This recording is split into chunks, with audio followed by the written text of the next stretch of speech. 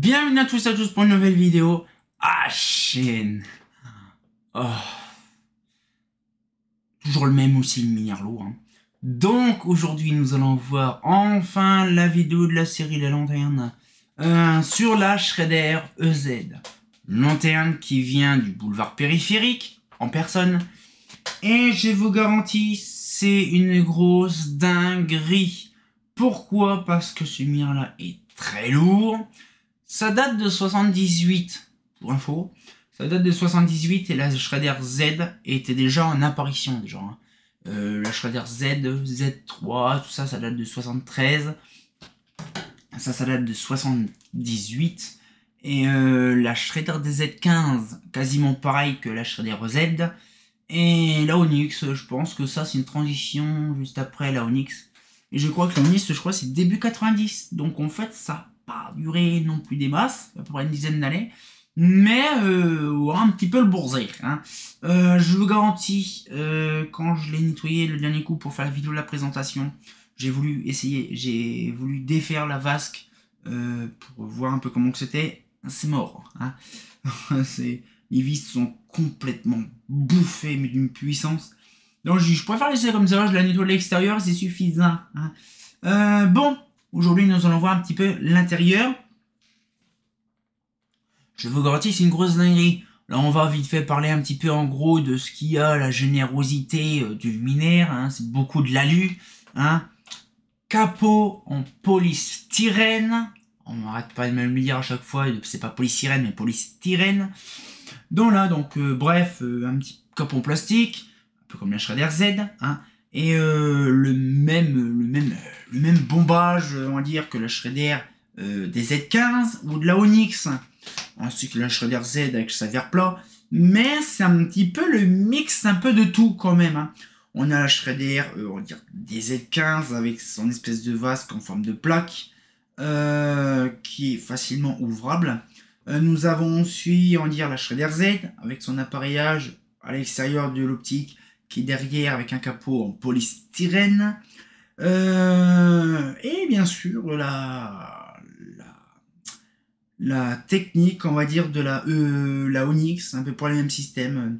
Optique, je pense, plonge plus à la Z et la DZ15. C'est quand même un sacré truc bizarre, mais bon. Après, comme je vous ai dit, la Shredder DZ15 et la EZ sont sortis en même temps. Donc là, on peut pas vraiment se donner un aperçu. Mais c'est quand même chelou que de base, à mon avis, ils sont goinfrés sur ça. Et il faut penser quand même que c'est une lanterne iconique du boulevard périph'. C'est ça qui est bien. Et donc du coup, là, on va pouvoir finir en beauté parce que nous sommes quand même le 30 décembre. Actuellement, si vous êtes d'accord, je suis en live. Depuis un bon bout de temps. C'est le Big Live cette année, aujourd'hui. Donc du coup, je fais la vidéo pendant le Big Live. Et donc vous allez voir un petit peu le bordel. Bien sûr, l'appareillage est dedans, c'est une blinde. On va pouvoir regarder tout ça ensemble, bien sûr.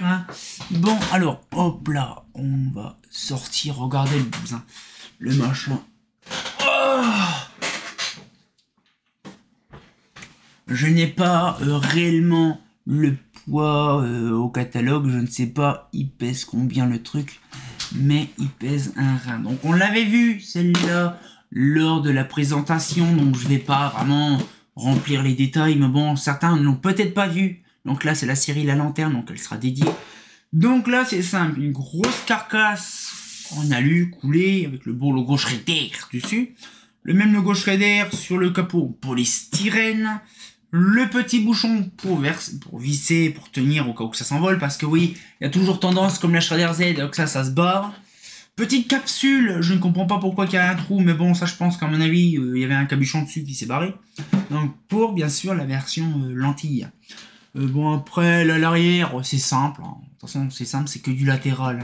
Il n'y a pas de top ni rien. Puis bon, après le devant, c'est vraiment un petit peu... voilà, donc ça a un petit peu style bateau. On va retourner la bébête. Donc une autre pièce de fonderie, parce que celle-là et celle-là, c'est deux différentes. Donc encore le logo Shredder. Là, la vasque marquée Shredder. Donc en fait, tout est marqué Shredder. Alors là, ça, on n'est pas emmerdé. Pour info, la vasque, elle est mise vraiment comme une grosse merde. C'est un joint en silicone qui est complètement mis comme ça, voilà. Même pas bien étalonné, c'est vraiment, ils ont mis le joint en silicone, ils ont laissé tel quel. Ils ont même pas soigné le bordel. C'est vraiment dégueulasse. Je ne sais pas pourquoi ils ont fait ça, mais bon, apparemment ils ont eu un trip avec ça. L'enceinte optique, qui est super bien, parce que bon, hein, c'est vraiment, on dirait une DZ15, oui, c'est l'enceinte optique qui est plate, dans un univers complètement what the fuck, et tout bordel. Là, dedans, c'est une zone T250. Ah, c'est même pas une zone T super, zone T plus, ou je sais pas quoi. Non, c'est super bien ça. Belgium, il y a un turn-out, hein, ça change pas. Après, c'est quand même chelou parce qu'en fait, c'est vissé de l'intérieur. Alors, je sais pas. Ah oui, bah oui, c'est de l'autre sens, oui, il faut ouvrir la machine. Ah oui, c'est vrai. Oh, le truc de ouf. Mais ça va être un sacré. C'est vraiment, c'est rempli d'air là-dedans. Hein. C'est bon, vous imaginez le bousin. Mais franchement, bon, après, il y a toujours les petits défauts. Hein. Pareil, hein. Certains trucs, certains endroits. Bon, après, je vous garantis, comme c'est dans le boulevard Périph', c'est très chiant à nettoyer parce que c'était le bordel, il était hyper noir. J'ai galéré pendant des heures à frotter comme un bourrin parce que ça se voulait pas se barrer et c'était chiant. Mais bon, ça va, ça a bien ressorti quand même. Les gens, ils vont se dire, bon, Julien, nous, ce qu'on veut voir, c'est l'intérieur de Palace Retouchine. Ah, mais justement, ça me tombe bien, je voudrais bien savoir la date de quand. S'il y a encore le... Ah oui, il y a des trucs dessus. C'est le truc qui sert strictement à rien, c'est triste, mais bon. Voilà. Alors...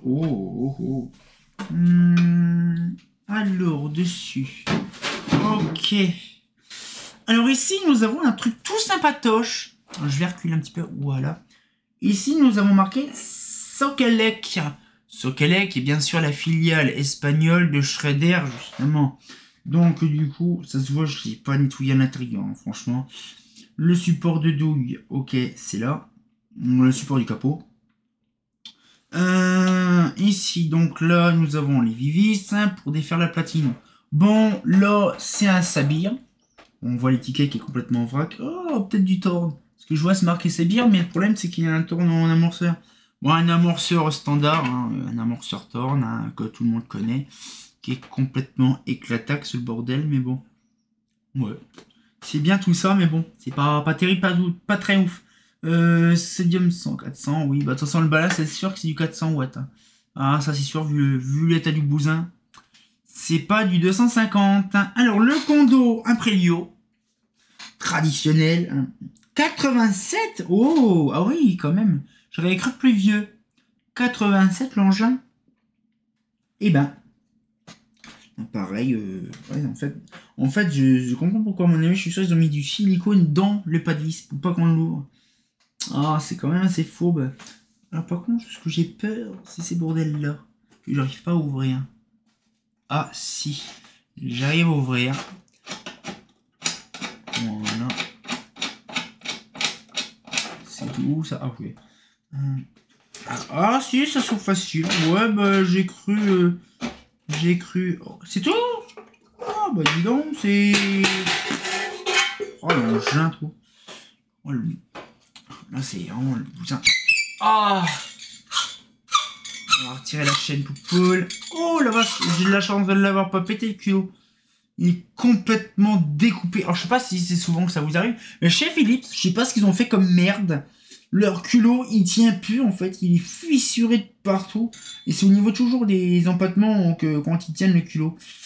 C'est vraiment chelou. Leur culot, c'est vraiment devenu de la merde en fait. Le culot de la sodium, tout ce qui est Philips, c'est vraiment de la merde.